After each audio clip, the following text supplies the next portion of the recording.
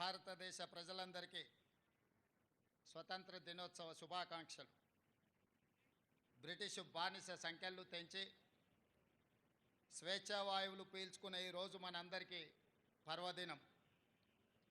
మన దేశ అస్తిత్వాన్ని, ఆత్మగౌరవాన్ని మువ్వన్నెల జెండాగా సగర్వంగా ఎగరేసిన ఈరోజు దేశ చరిత్రలో సువర్ణ అక్షరాలతో లిఖించదగ్గ రోజు.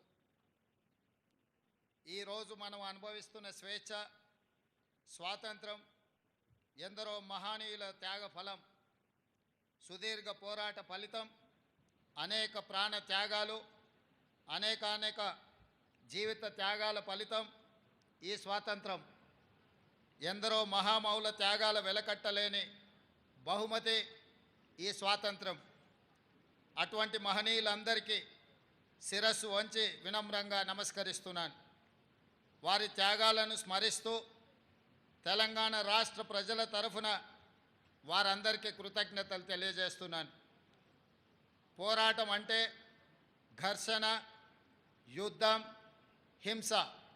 కానీ ప్రపంచ చరిత్రలోనే ఆయుధం లేని యుద్ధాన్ని మన స్వతంత్ర పోరాటం, అహింసనే ఆయుధంగా మలిచి చేసిన మహాసంగ్రామం మన స్వతంత్ర సంగ్రామం. అహింస అనే ఆయుధంతో ఎంత గొప్ప విజయాన్ని సాధించవచ్చు అని రుజువు చేసి ప్రపంచానికి సరికొత్త యుద్ధ తంత్రాన్ని చూపించిన దేశం మనది. ఆ ఘనత, ఆ కీర్తి జాతిపిత మహాత్మా గాంధీకి దక్కుతుంది. ఈ సందర్భంగా ఆ మహనీయుడి దార్శనికతకు శిరస్సు వంచి నమస్కరిస్తున్నాను. ఈ దేశానికి స్వతంత్రం సాధించడంలో గమ్యం చేరినట్టు కాదు. అప్పుడప్పుడే పురుడు పోసుకున్న ప్రజాస్వామ్య దేశం ఒకవైపు సవలాక్ష సమస్యలు, మరోవైపు దేశ విభజన గాయాలు, ఇంకోవైపు దేశ గుండెలపై సంస్థానాల కుప్పట్లు.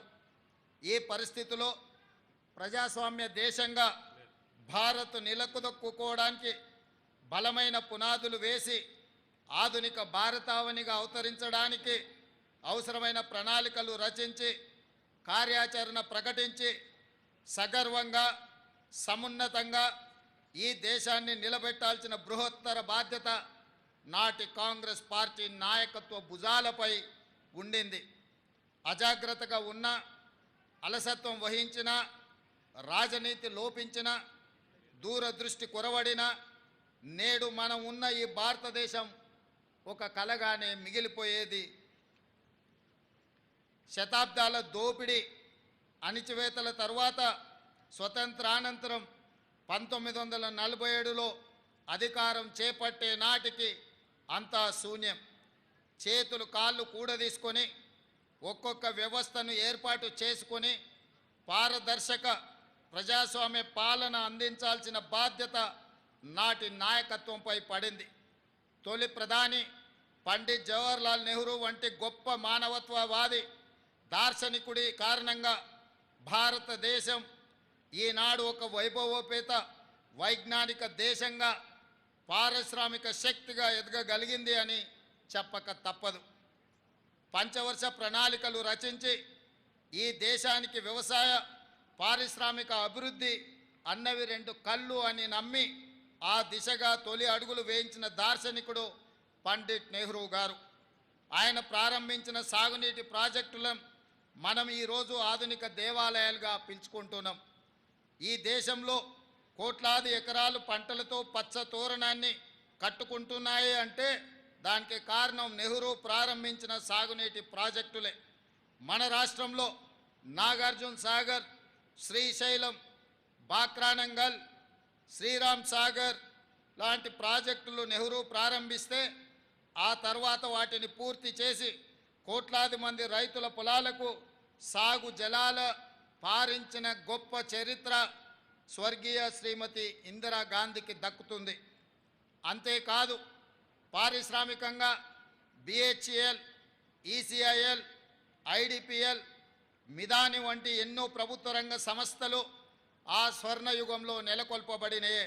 హరిత విప్లవం, శ్వేత విప్లవం, నీల విప్లవం వంటి వంటి కార్యక్రమాలను చేపట్టి అన్ని రంగాల సమగ్రాభివృద్ధికి కృషి చేసిన ఘనత నాటి ప్రభుత్వాలది.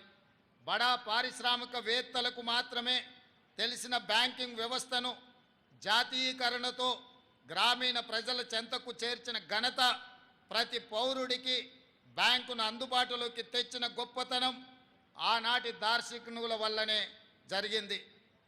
1947 వరకు ఆహార ధాన్యాలను దిగుమతి చేసుకుంటున్న దేశం భారతదేశం. ఈనాడు ప్రపంచంలో ఆహార ధాన్యాలను అత్యధికంగా ఉత్పత్తి చేస్తున్న దేశాలలో ఒకటిగా ఎదగడానికి కారణం స్వర్గీయ లాల్ బహదూర్ శాస్త్రి.